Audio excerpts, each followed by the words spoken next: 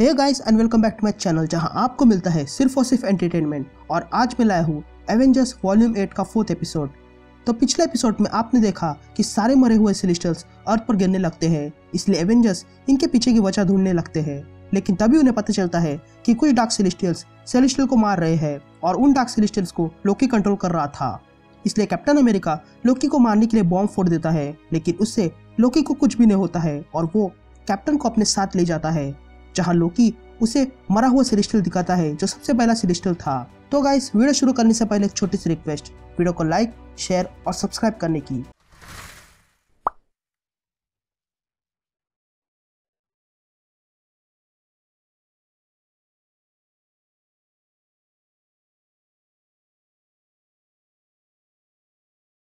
तो हमारी कहानी की शुरुआत में हम ओडिन की आवाज सुनते हैं जो कहता है, एगमोटो एक ऐसा जादूगर है जो खुद पहेलियों में बात करता है। स्टार ब्रांड एक ऐसा शख्स है जिसके पास बुद्धि कम है लेकिन कॉस्मिक एनर्जी ज्यादा है। राइडर तो एक डरा हुआ बच्चा था जो डेविल से जुड़ा हुआ है। पैंथर एक ऐसा शख्स जिसने वाइब्रेटिंग रॉक्स को ढूंढ निकाला और ये राज जान लिया और इस बात से मैं इम्प्रेस्ड हूँ। द फिनिक्स एक अच्छी दोस्त है और वो सालों तक है, इसलिए मैं उसकी परवाह करता हूँ। लेकिन मुझे कभी आयरन फिस्ट की परवाह नहीं थी और ना ही कभी मैंने करनी चाहिए। और फिर था मैं डैशिंग जवान ऑल फादर ऑफ एस्गार्ड, जिसके पास एक पावरफुल हैमर था। हम भले ही कम थे लेकिन उस समय हमने कई बार अर्थ को बचाया था। ये कहते ही ओडिन अपना हैमर एक सेलेस्टियल पर फेंकता है। फिर कहानी प्रेजेंट टाइम में आती है जहाँ पर हम ओल्ड एस्गार्ड देखते हैं, जहाँ पर थॉर ओडिन से कहता है, मैं अभी भी यकीन नहीं कर सकता हूँ कि आपने मुझसे ये बात छुपाई थी। जिस पर ओडिन कहता है कि इस बात को बहुत वक्त हो गया, लेकिन कुछ ऐसे राज है जो ये ऑल फादर अपने साथ ही ले जाएगा। तभी थॉर ओडिन से पूछता है कि 1 मिलियन साल पहले आपने और आपके दोस्तों ने मिलकर इन सेलेस्टियल को हराया था और मैं यही जानना चाहता हूँ कि आपने ये कैसा किया। तभी ओडिन थॉर से कहता है कि लोकी के फाइनल होस्ट एक अलग ही नस्ल के हैं और उन्हें ना ही ओडिन की स्वॉर्ड या जॉन मार सकता है। जिस पर थॉर कहता है कि उसे भरोसा नहीं है क्योंकि एस्गार्ड में ऐसे कई सारे राज है जो दफन है और हो ना हो इसके बारे में भी कुछ होगा। जिस पर ओडिन कहता है, हाँ है, और ऐसा कुछ जो उन्हें हरा सकता है, लेकिन वो तुम्हारी शानदार मौत का कारण बन सकता है। जिस पर थॉर उसे देखने के लिए कहता है। तभी ओडिन थॉर और शी-हल्क को अपने साथ एक कमरे में ले जाता है और तब थॉर कहता है कि उसने इससे पहले ऐसा कमरा कभी देखा नहीं था। जिस पर ओडिन कहता है कि किसी ने कैसे देखा होगा क्योंकि ये कमरा सिर्फ वही जानता है।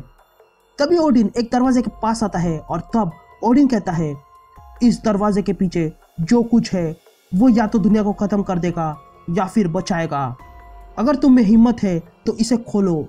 लेकिन तभी शी-हल्क आगे बढ़ती है और उस दरवाजे को उखाड़ कर फेंक देती है। तभी वे तीनों अंदर आ जाते हैं। तभी ओडिन कहता है कि जो तुम ढूंढ रहे हो वो इसी रूम में है। जिस पर थॉर कहता है कि यहाँ तो सिर्फ बर्फ है। जिस पर ओडिन कहता है कि ये तुम्हारा प्रॉब्लम है। ये सुनते ही थॉर और शी-हल्क उस बर्फ को तोड़ने लगते हैं और ये देखकर ओडिन कहता है कि तुम सिर्फ अपनी मौत की तरफ बढ़ रहे हो। फिर सीन शिफ्ट होती है और हम माउंटेन ऑफ ग्रीस ओलंपिया देखते हैं जो कि इटर्नल्स का घर है। तभी डॉक्टर स्ट्रेंज टोनी से कहता है कि उसे यहाँ कोई लाइफ सिग्नल मिल नहीं रहा है। तभी टोनी और डॉक्टर स्ट्रेंज देखते हैं कि सारे इटर्नल्स मर चुके थे।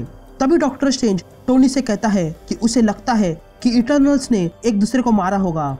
तभी आयरन मैन कहता है कि इटर्नल्स दावा करते हैं कि उन्हें सेलेस्टियल्स ने बनाया था और अर्थ पे छोड़ा था इंसानों पर नजर रखने के लिए, लेकिन लगता है कि सेलेस्टियल्स की मौत ने इटर्नल्स को मजबूर किया खुद को मारने में।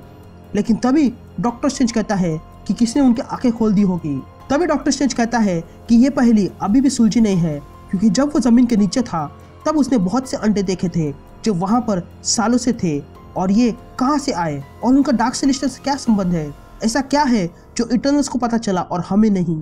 लेकिन तभी कोई उनसे कहता है कि उन्हें सच पता चला है।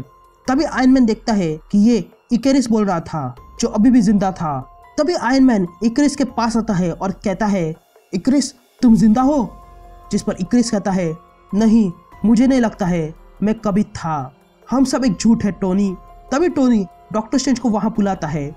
तभी आगे इकेरिस कहता है कि हम इटर्नल्स बेवकूफ थे, हम यहाँ कभी तुम्हें बचाने नहीं आए थे, हम तो तुम्हारी खेती करने आए थे और तैयार कर रहे थे उनके लिए जो स्पेस गॉड्स है। तभी डॉक्टर स्ट्रेंज अपनी मैजिक से इकेरिस को ठीक करने की कोशिश करता है लेकिन कुछ असर नहीं हो रहा था। तभी इकरिस कहता है कि फाइनल होस्ट को सिर्फ एक यूनिमाइंड ही रोक सकता है और वो तुम हो, तुम ही इसका इलाज हो। ये कहते ही इकरिस टोनी के दिमाग को हाथ लगाता है, जिससे टोनी को दर्द होने लगता है। फिर सीन शिफ्ट होती है और हम अल्फा फ्लाइट स्टेशन देखते हैं, जहाँ पर ब्लैक पैंथर और कैप्टन मार्वल आए थे। तभी कैप्टन मार्वल कहती है कि इन कीड़ों को हॉर्ज कहते हैं, जो पूरी यूनिवर्स को खा सकते हैं, और इंटरगैलेक्टिक लेजेंड्स के माने तो ये कीड़े सेलेस्टियल के दुश्मन है।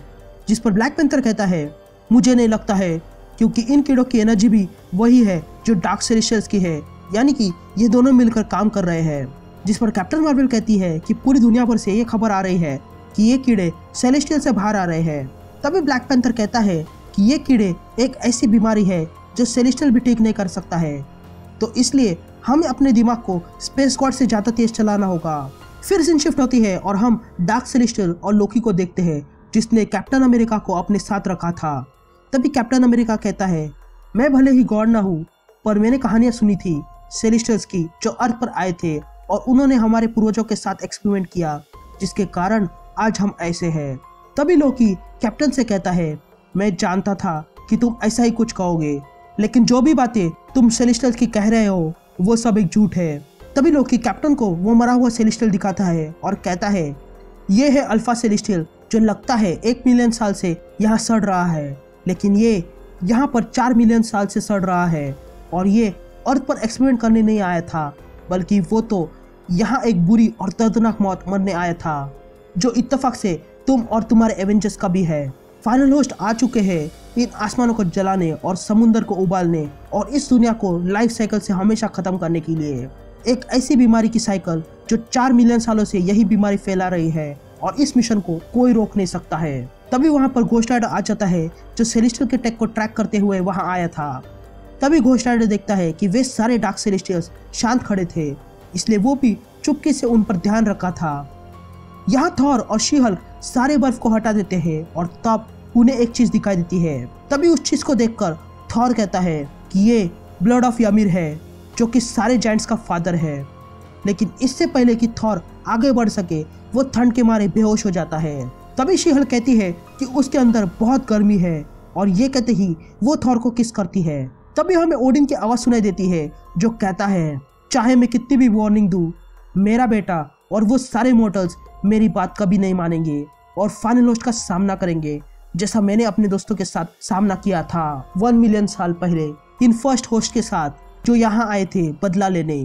तभी हम देखते हैं कि बहुत से सेलेस्टियल 1 मिलियन साल पहले आए थे। तभी आगे ओडिन कहता है, वो सेलेस्टियल काफ़ी बड़े थे और ताकतवर थे, और ऐसा ही कुछ हमने पहले सामना नहीं किया था, लेकिन फिर भी हमने उनका सामना किया। तभी हम देखते हैं कि ओडिन और उनके बाकी एवेंजर्स ने उन सेलेस्टियल पर अटैक किया था। यहाँ ओलंपिया में सब कुछ फूटने लगता है, इसलिए आयरन मैन और डॉक्टर स्ट्रेंज तुरंत वहाँ से निकलने लगते हैं। यहाँ कैप्टन मार्वल उन कीड़ों से कांटेक्ट करने की कोशिश करती है।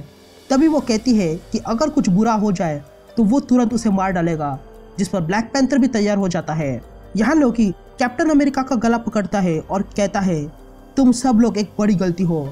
तो वही घोस्ट राइडर उन सेलेस्टियल पर नजर रखे था। यहाँ थॉर शी हल्क का शुक्रिया करता है उसे बचाने के लिए। तभी ओडिन थॉर से कहता है कि इस चीज का सही से इस्तेमाल करना, जैसा मैंने किया था, और जब ये सब कुछ खत्म होगा, जब तुम सब लोग खून से सने हुए उन फाइनल होस्ट के पैरों में पड़े होंगे, तब तुम एक देवता की तरह जजमेंट का सामना करोगे और मिडगार्ड को अलविदा कहोगे, जो मुझे करना चाहिए था। तब हम देखते हैं कि 1 मिलियन साल पहले सेलेस्टियल से लड़ते हुए सारे एवेंजर्स मारे जा चुके थे और अकेला ओडिन ही बचा था, और इसी के साथ ये कहानी यही कंटिन्यू हो जाती है।